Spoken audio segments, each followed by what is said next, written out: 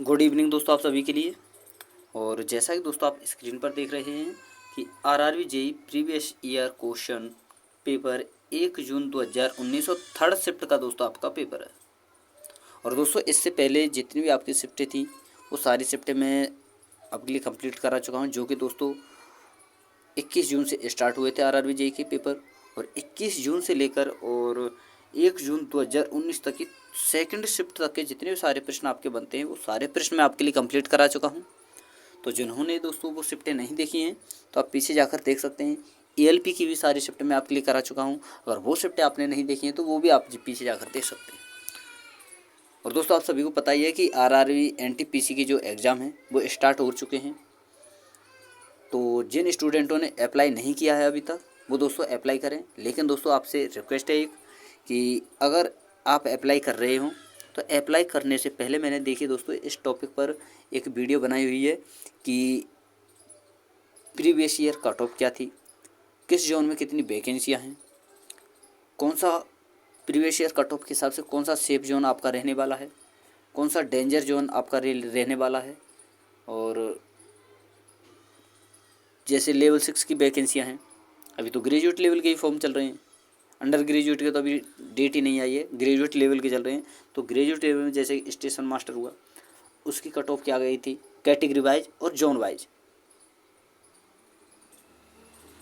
इसी प्रकार दोस्तों क्लर्क की क्या गई थी कैटेगरी वाइज और शिफ्ट वाइज। तो सारी चीज़ें मैंने वहाँ पर बताई हुई हैं। तो जिन्होंने फॉर्म अप्लाई नहीं किया वो उस वीडियो को देखें पहले, उसके बाद दोस्तों फॉर्म अप्लाई करें ताकि दोस्तों फॉर्म जो जोन चूज करने में आपको आसानी हो। अब बात करते हैं दोस्तों, चलिए इस पेपर की, यानी इस शिफ्ट का जो थर्ड शिफ्ट का पेपर है तो इसमें जितने प्रश्न पूछे हैं उन सभी को हम डिस्कस करने वाले हैं। तो देखिए दोस्तों वीडियो को शुरू करते हैं। और पहला प्रश्न यहाँ पर आपसे पूछा गया है, यदि किसी तार की लंबाई और अधिक तार जोड़ने से दोगुनी हो जाती है तो उसके प्रतिरोध पर क्या प्रभाव पड़ेगा।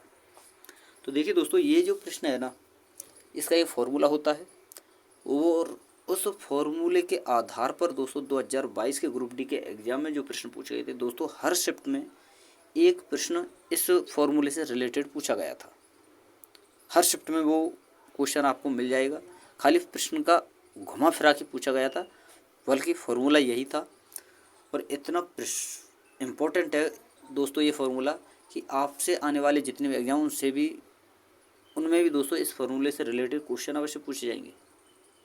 तो सबसे पहले मैं आपको बता दूं दोस्तों, प्रतिरोध निकालने का जो फार्मूला होता है वो होता है दोस्तों प्रतिरोध, यानी आर बराबर प्रतिरोधकता इंटू लंबाई वटे एरिया। अगर यहाँ पर दोस्तों प्रतिरोध जितना बढ़ेगा तो लंबाई उतनी बढ़ेगी, प्रतिरोध घटेगा तो लंबाई भी घटेगी। लेकिन दोस्तों एक चीज़ आपको याद रखनी है कि अगर प्रतिरोध बढ़ेगा तो क्षेत्रफल जो है घटेगा, यानी क्षेत्रफल घटेगा तो त्रिज्या घटेगी। और प्रतिरोध बढ़ेगा, सॉरी दोस्तों, प्रतिरोध घटेगा तो क्षेत्रफल बढ़ेगा तो त्रिज्या बढ़ेगी। तो यानी प्रतिरोध जो है दोस्तों क्षेत्रफल यानी दूरी के व्युत्क्रमानुपाती होता है, यानी क्षेत्रफल के व्युत्क्रमानुपाती होता है और लंबाई के समानुपाती। अब दोस्तों यहाँ पर देखिए, अगर लंबाई दोगुनी हो रही है, ये दोगुनी हो रही है तो प्रतिरोध दोगुना होगा। तो ऑप्शन नंबर बी इसका सही आंसर होगा। और ये फॉर्मूला दोस्तों आपको याद रखना है, बहुत ज़्यादा इम्पोर्टेंट है। और इससे रिलेटेड दोस्तों बहुत सारे प्रश्न भी मिलेंगे आपको, कई प्रश्न मैंने पीछे भी कराए हुए हैं। और एएलपी की जितनी शिफ्ट कराई थी हर शिफ्ट में दोस्तों इससे रिलेटेड मैंने एक क्वेश्चन कराया था। और भी बहुत सारे न्यूमेरिकल मैंने कराए हैं, जैसे कि लाइट से रिलेटेड, जैसे उत्तलन से दर्पण जो भी हैं सारे, समांतर श्रेणी से रिलेटेड, श्रेणी क्रम से रिलेटेड सारे प्रश्न मैंने आपके लिए कराए हैं। तो उन शिफ्टों को भी देखें दोस्तों, बहुत आसान सारी चीज़ आपके लिए होने वाली हैं हर शिफ्ट से। ऐसा नहीं है कि अगर आप जेजी की तैयारी कर रहे हो तो एएलपी की शिफ्टें नहीं देखनी। देखिए दोस्तों आपको हर शिफ्ट देखनी है, हर शिफ्ट से हर क्वेश्चन से कुछ ना कुछ सीखने को आपको अवश्य मिलेगा। और ये फार्मूला आपको याद रखना है। तो चलिए दोस्तों आगे देखते हैं। और इसमें आपसे पूछा गया है 1 पास्कल निम्नलिखित में से किसके बराबर होता है। तो किसके बराबर होता है दोस्तों, न्यूटन प्रति मीटर स्क्वायर के। ऑप्शन नंबर ए इसका सही आंसर होगा। अगला प्रश्न है, यहाँ आपसे पूछा गया है मसूड़ों में खून आना डैश से संबंधित है। तो किससे है दोस्तों, स्कर्वी से। और स्कर्वी दोस्तों विटामिन सी को बोला जाता है, यानी विटामिन सी की कमी से ही दोस्तों हमारे मसूड़ों में खून आता है, ये आपको याद रखना है। ऑप्शन नंबर सी इसका सही आंसर होगा। अगला प्रश्न है, यहाँ आपसे पूछा गया है निम्नलिखित में कौन सी भारत के प्रायद्वीप क्षेत्र से निकलने वाली सबसे बड़ी नदी है? तो कौन सी है दोस्तों? कावेरी।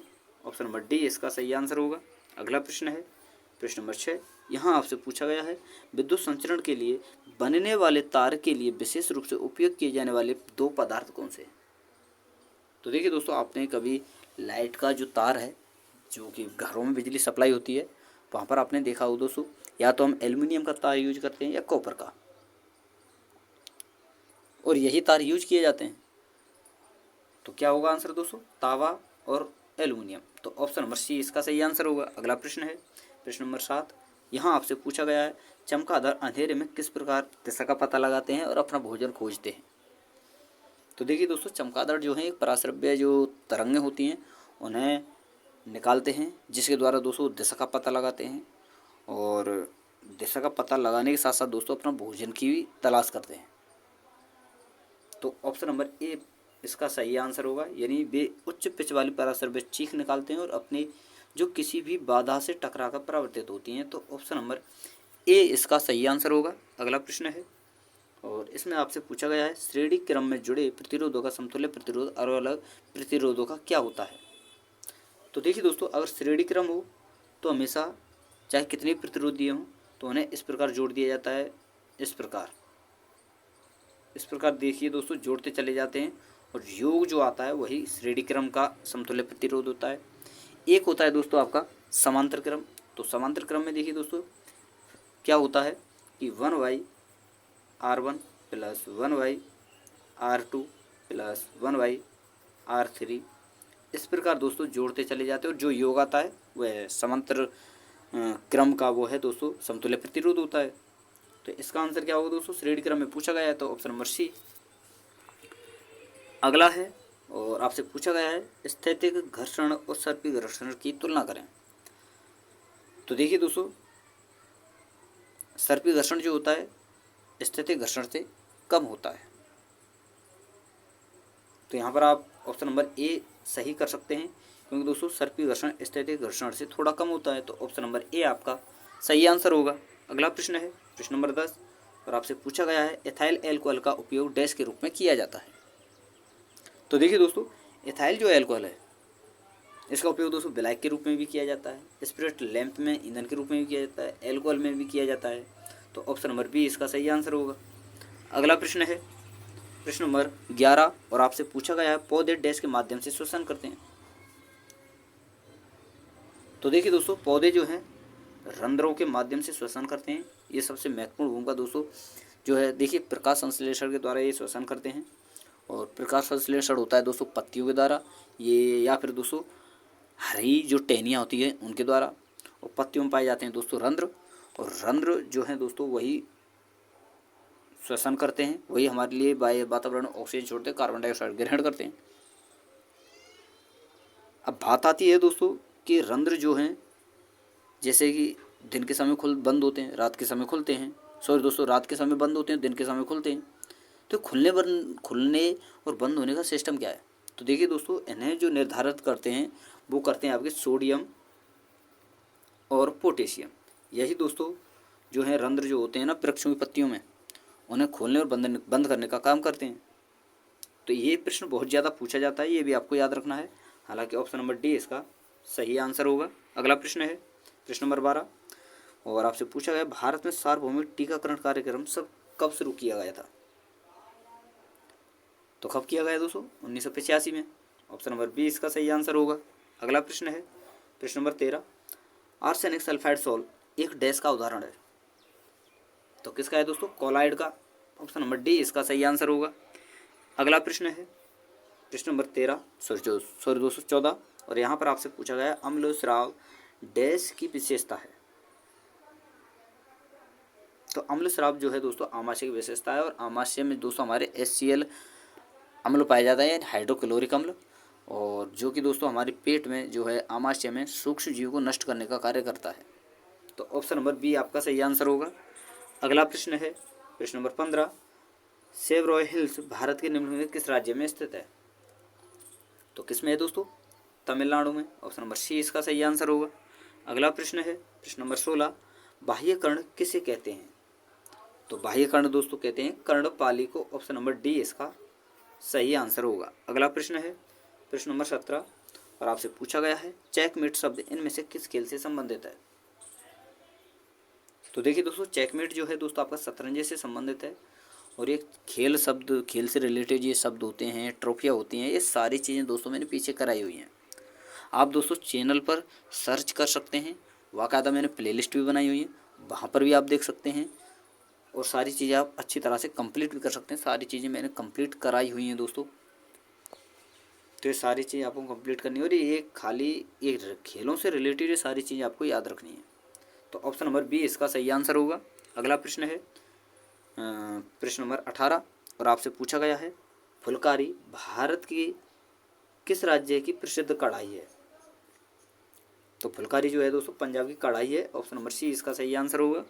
अगला प्रश्न है और पूछा गया है वाहनों में लगा निम्न में से कौन सा उपकरण वायु प्रदूषण को नियंत्रित करता है? तो कौन करता है दोस्तों? उत्प्रेरक परिवर्तक। ऑप्शन नंबर बी आपका सही आंसर होगा। अगला प्रश्न है प्रश्न नंबर 20 आपसे पूछा गया है कौन सा खगोलीय पिंड रात्रि के समय आकाश में चमकता है?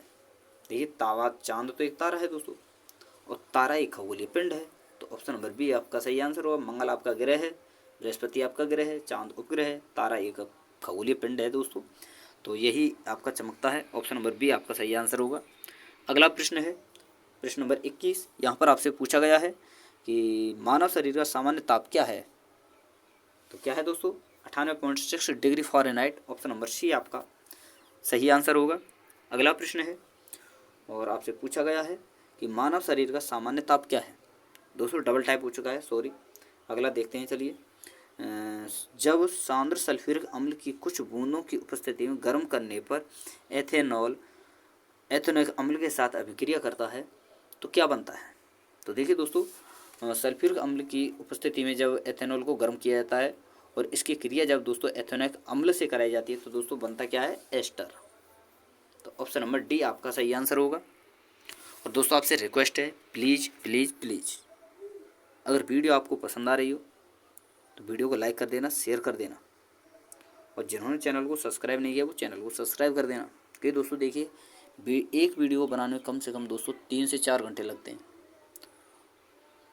तो दोस्तों देखिए, जब मैं आपके लिए इतना समय निकालता हूँ तो आपका भी थोड़ा सा फर्ज ये बनता है कि वीडियो को ज़्यादा भी कुछ ना करो तो दोस्तों वीडियो को लाइक ज़रूर कर दिया करो। चलो कमेंट मत किया करो, कोई दिक्कत नहीं है, पर लाइक तो कर दिया करो। और दोस्तों शेयर के लिए इसलिए बोल रहा हूँ मैं क्योंकि दोस्तों आप जैसे बहुत सारे स्टूडेंट हैं जो तैयारी कर रहे हैं, उन्हें भी दोस्तों बेहतर कंटेंट चाहिए, एक अच्छा यूट्यूब चैनल चाहिए जिससे वो आसानी से पढ़ाई कर सकें, प्रीवियस ईयर क्वेश्चन लगा सकें, ताकि दोस्तों आने वाले एग्जाम उन्हें हेल्प मिल सके। तो दोस्तों इसलिए बोलता हूँ वीडियो को शेयर अवश्य किया करें, चाहे आपका फेसबुक सर्कल हो, चाहे व्हाट्सएप सर्कल हो, हर ग्रुप में आप दोस्तों वीडियो को शेयर अवश्य किया करें। अगला प्रश्न है दोस्तों, चलिए देखते हैं। और आपसे पूछा गया है भ्रूण के विकास की निगरानी करने के लिए डैश की नवीनतम तकनीक का उपयोग किया जाता है। तो किसका किया जाता है दोस्तों? अल्ट्रासोनिक का। ऑप्शन नंबर बी आपका सही आंसर होगा। अगला प्रश्न है प्रश्न नंबर 25 और आपसे पूछा गया है निम्नलिखित में से कौन सा सूचक दृष्टि बाधित छात्र द्वारा उपयोग किया जाता है? तो क्या किया जाता है दोस्तों? वनीला। क्योंकि दोस्तों ये स्मेल वाला जो है एक पदार्थ है वनीला, जिसका दोस्तों अम्ल और क्षार की पहचान के लिए उपयोग किया जाता है। तो देखिए दृष्टि बाधित का मतलब है दोस्तों जिसे दिखाई ना देता हो, लेकिन दोस्तों सूंघ तो सकता है दोस्तों, महक तो देख सकता है कि उसमें कैसी गंध है कैसी नहीं है। तो वनीला इसके लिए उपयोग किया जाता है। तो ऑप्शन नंबर डी आपका सही आंसर होगा। अगला प्रश्न है और आपसे पूछा गया है कि तेल उत्पादन में वृद्धि का कारण क्या है? तो क्या है दोस्तों? पीली क्रांति। ऑप्शन नंबर बी आपका सही आंसर होगा। अगला प्रश्न है प्रश्न नंबर 27। एस्ट्रोएच डैश के द्वारा लॉन्च किया गया एक एक्सरे खगोल वैज्ञान उपग्रह था। तो एस्ट्रोएच दोस्तों जो है जापान के द्वारा लॉन्च किया गया। ऑप्शन नंबर ए आपका सही आंसर होगा। अगला प्रश्न है प्रश्न number 28। Swaraj is my birth right and I shall have it. यह किस नेता का कथन है? यानी स्वराज मेरा जन्म सिद्ध अधिकार है और मैं इसे लेकर रहूँगा। तो ये था दोस्तों आपका बाल गंगाधर तिलक का। ऑप्शन नंबर बी आपका सही आंसर होगा। अगला प्रश्न है और आपसे पूछा गया है, इलेक्ट्रॉन नाभिक के चारों ओर कक्षा में घूमता है जिसमें अलग अलग क्या होती है दोस्तों? स्थिर ऊर्जा। ऑप्शन नंबर ए आपका सही आंसर होगा। अगला प्रश्न है प्रश्न नंबर 30, नेट्रियम डैश का लैटिन नाम है। तो देखिए दोस्तों, नेट्रियम जो है सोडियम को कहते हैं, जिसे दोस्तों लिखा जाता है NaTriUMe, नेट्रियम इस प्रकार लिखा जाता है, जिसे दोस्तों Na से दर्शाया जाता है। और इसका जो परमाणु क्रमांक होता है 11 होता है और परमाणु भार पूछे तो दोस्तों 23 होता है। तो क्या है दोस्तों? सोडियम। ऑप्शन नंबर सी आपका सही आंसर होगा। अगला प्रश्न है प्रश्न नंबर 31 और आपसे पूछा गया है कि रोहिंटन बारिया ट्रॉफी निम्नलिखित में से किस खेल से संबंधित है? तो किससे है दोस्तों? क्रिकेट से। ऑप्शन नंबर बी आपका सही आंसर होगा। अगला प्रश्न है और आपसे पूछा गया है, इनमें से कौन सा भारत का सबसे बड़ा स्टेडियम है? तो कौन सा है दोस्तों? Salt lake stadium. Option number A आपका सही आंसर होगा, जो कि कोलकाता में है। अगला प्रश्न है दोस्तों और आपसे पूछा गया है कि जीवाणु जो रेफ्रिजरेटर के अंदर भी घातक विषाक्त पदार्थों को उत्पन्न और विकसित कर सकते हैं, उन्हें क्या कहते हैं? तो उन्हें कहते हैं दोस्तों क्लोस्ट्रीडियम बोटुलिनम। तो ऑप्शन नंबर ए आपका सही आंसर होगा। अगला प्रश्न है और आपसे पूछा गया है, नासा के अंतरिक्षयान लाडी ने चंद्रमा के वायुमंडल में डैश गैस की उपस्थिति पुष्टि की। यानी किस गैस का पता लगाया जो चंद्रमा के वायुमंडल में पाई जाती है? तो कौन सी दोस्तों? नियोन। ऑप्शन नंबर बी आपका सही आंसर होगा। अगला प्रश्न है और आपसे पूछा गया है कि निम्नलिखित में कौन सी समस्याएं सार्वजनिक स्वास्थ्य के लिए खतरा उत्पन्न करती हैं? तो कौन कौन सी करती हैं दोस्तों? प्रदूषण, पानी की कमी, अत्यधिक जनसंख्या, सारी ये तीनों ही इसके जिम्मेदार हैं। तो ऑप्शन नंबर ए आपका सही आंसर होगा। अगला प्रश्न है और आपसे पूछा गया है कि 1946 में भारत में अंतरिम सरकार बनाने के लिए लॉर्ड वेवेल ने किसे आमंत्रित किया? तो किसे किया दोस्तों? जवाहरलाल नेहरू को। ऑप्शन नंबर ए आपका सही आंसर होगा। अगला प्रश्न है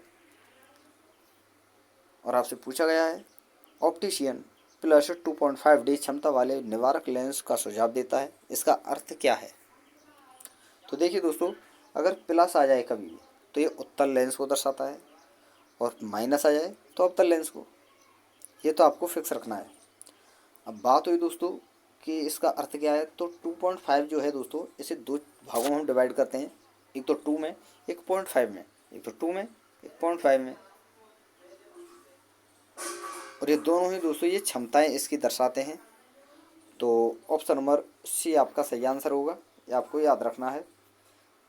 अगला प्रश्न है प्रश्न नंबर 38, यद्यपि धातुएं क्षारीय ऑक्साइड बनाती हैं, फिर भी निम्न में कौन सी धातु उभयधर्मी ऑक्साइड बनाती है?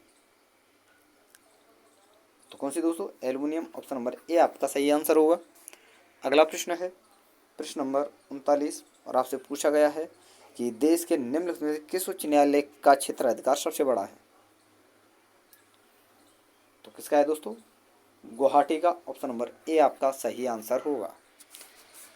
अगला प्रश्न है और आपसे पूछा गया है, वह प्रक्रिया जिसमें अम्ल और क्षार अभिक्रिया करके लवण और जल बनाते हैं, उसे क्या कहते हैं? तो उसे कहते हैं दोस्तों उदासीनीकरण अभिक्रिया। ऑप्शन नंबर सी आपका सही आंसर होगा। अगला प्रश्न है और आपसे पूछा गया है, ग्राफिक पुटक यानी दोस्तों ग्राफियन फॉलिकल विशेषता डैश में पाई जाती है, यानी किस में पाई जाती है? ये ग्राफियन पुटका जो होती हैं ये कहाँ पाई जाती हैं हमारे ह्यूमन बॉडी में दोस्तों? ये पाई जाती हैं स्तनधारियों के अंडाशय में, ना कि दोस्तों वृषण में, ओनली अंडाशय में। ऑप्शन नंबर ए आपका सही आंसर होगा। अगला प्रश्न है और आपसे पूछा गया है कि निम्नलिखित में से कौन सा तत्व प्रोटीन का हिस्सा नहीं है?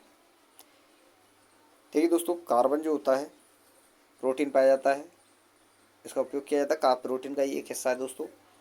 सल्फर भी, नाइट्रोजन, लेकिन दोस्तों आयोडीन जो है दोस्तों ये प्रोटीन का हिस्सा नहीं है, आपको याद रखना है। तो ऑप्शन नंबर डी आपका सही आंसर होगा। अगला प्रश्न है प्रश्न नंबर 43, रासायनिक रूप से जंग क्या है? देखिए दोस्तों, किसी भी धातु पर, किसी भी पदार्थ पर अगर जंग लगती है ना, तो वो लगती है दोस्तों नमी के कारण, ऑक्सीजन के कारण, ह्यूमिडिटी के कारण। और ह्यूमिडिटी होगी तो दोस्तों वहाँ पर क्या होगा, जल की मात्रा तो होगी। जल बनता है दोस्तों ऑक्सीजन हाइड्रोजन की वजह से, तो इसी कारण वहाँ जंग लगती है। तो जंग को क्या कहा जाता है दोस्तों? Hydrated ferric oxide. तो ऑप्शन नंबर बी आपका सही आंसर होगा। अगला प्रश्न है और आपसे पूछा गया है कि मनुष्य में डैश की कमी के कारण एनीमिया होता है। तो किसकी कमी के कारण दोस्तों? आयरन की कमी के कारण। ऑप्शन नंबर डी आपका सही आंसर होगा। अगला प्रश्न है और आपसे पूछा गया है, किस तत्व में पूरी तरह इलेक्ट्रॉन से भरे हुए दो कोष होते हैं? तो किस में होते हैं दोस्तों? नियोन में। ऑप्शन नंबर डी आपका सही आंसर होगा। तो दोस्तों देखिए, ये आपके कुछ प्रश्न थे जो